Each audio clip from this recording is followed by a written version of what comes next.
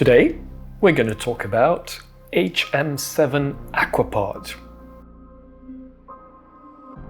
2013, I go with my wife on holiday in Rasselheimer. She runs into the sea, screams, runs out of the sea. It was full of jellyfish.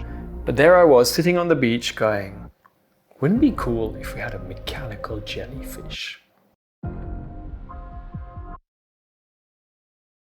From there started the first sketches. A dome with a brain and tentacles. How do we transform that into a timepiece?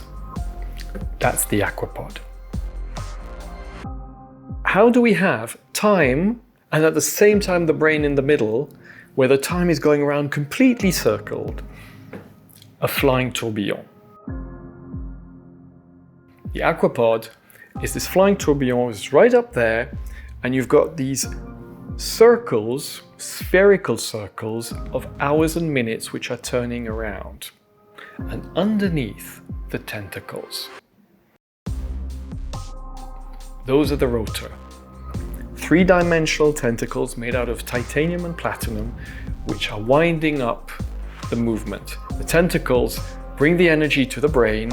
The tentacles of the jellyfish bring the food which gives the energy to the brain. Amongst the many challenges in this movement was, of course, the hours and minutes turning around.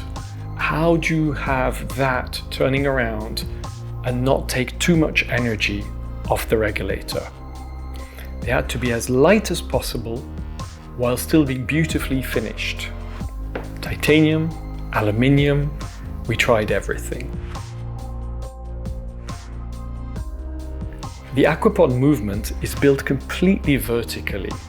The regulator, the barrel, and the winding system, all vertical, which have to speak to each other like that, contrary to any normal movement where they're all next to each other and they speak to themselves horizontally. Two crowns, one to wind it, one to set the time. I just can't help it. More or less all the time, I am creating something which is symmetrical.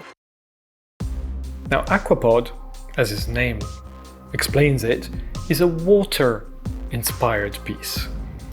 From there, we added the turning bezel. But the crowns are in the middle. So when you look at it, it's a bit like a magic trick. It's like, how is this bezel turning around the case when the crowns are in the middle? A lot of engineering, a lot of technical development, a lot of challenges, but it was totally worth it.